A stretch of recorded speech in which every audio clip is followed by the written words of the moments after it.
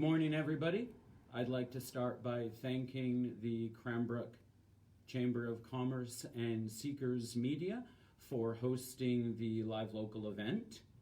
My name is Jeremy Youngward. Welcome to Retro Sound and Collectibles. Here at Retro, we help people own their sound. Now, we do that a number of different ways through instruments and accessories, and through fan gear such as t-shirts and socks and posters.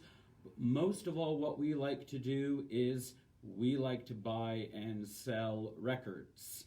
And we get records from all sorts of different places, collectors mostly, and all sorts of different genres, rock and pop obviously, compilations, jazz, blues, country, and for my arts community friends, we also do movie soundtracks and musical soundtracks.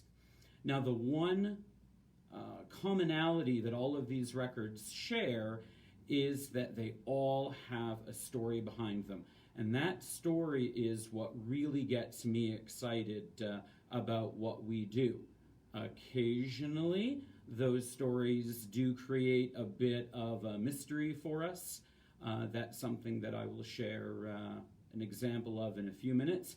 But first, I want to just take a little bit of time and go through what we look for when we are looking at a record. So, and I see I got a few people joining us. Hi, Stephanie. Hi, Jeremy.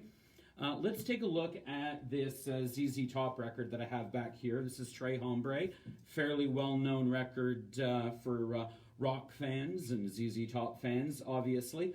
I'm going to start with the jacket, the outside. I'm going to look at the condition, see if there's any splits, any cracks in the surface, what kind of surface condition you've got. So you see there's a little bit of discoloration here. Very common with record jackets to see a ring around the edge, which is obviously where the record inside is.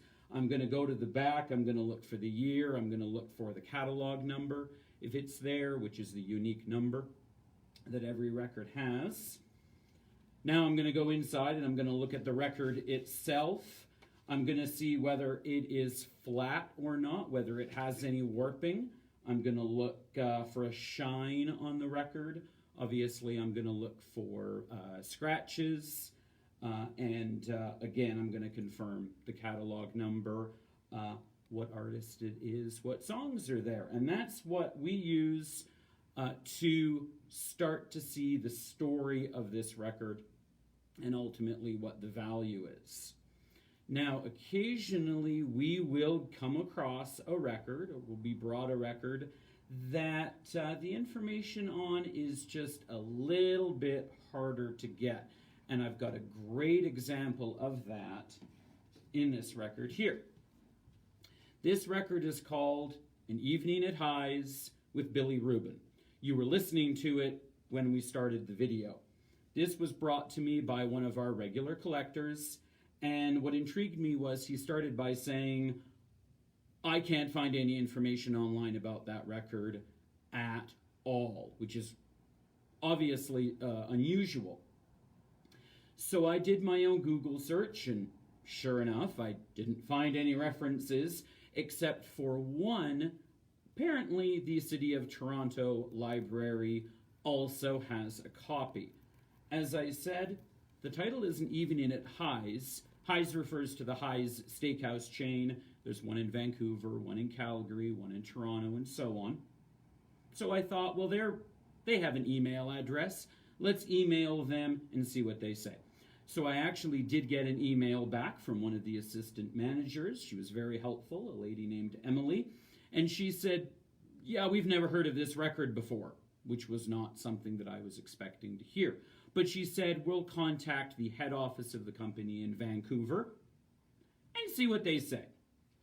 So they did that, and I actually got a response back from a Neil from the office in Vancouver, who is actually the son of the Highs in Highs Restaurant.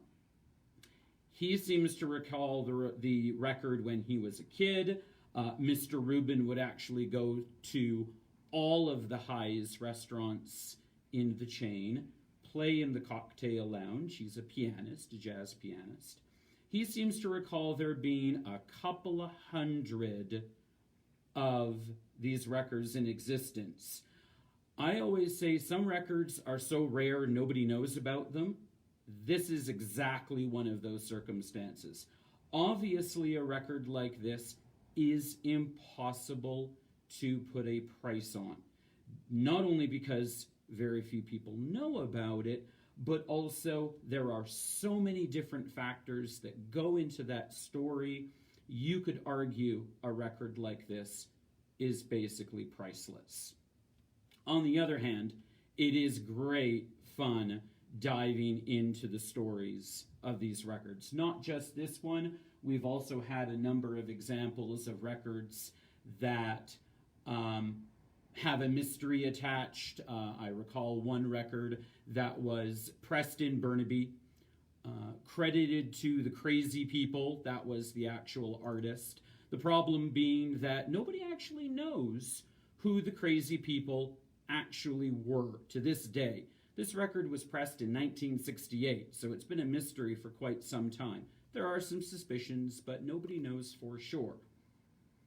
Obviously, that can affect the value of a record like that. It's psychedelic music, so it has a small following, but they are loyal, as I know from experience. There's also a record that we have, and actually it's available right now on our Discogs account. We have a Discogs account online, Retro Sound 24, if you want to look it up. And it's a British Merseybeat band that produced a record only available in Canada. So if you are a fan of that kind of music, or if you are a fan of the band, you need to buy the Canadian copy. Obviously, if you're an American or a Brit, this is going to require a little bit of effort on your part. That also affects the value of that record as well. That one ranges around the $225 mark. So obviously, the more interesting the stories, the value can go up a little bit. I think that's all I've got actually for the morning. Thanks for joining us. I would invite you to stop by the store, obviously. On Saturdays, we usually have a new release. This week, in honor of the Live Local Festival, we are actually featuring all of our live music records that we have in the collection. So I hope to see you there, and hope that people keep listening to vinyl. We'll talk to you later.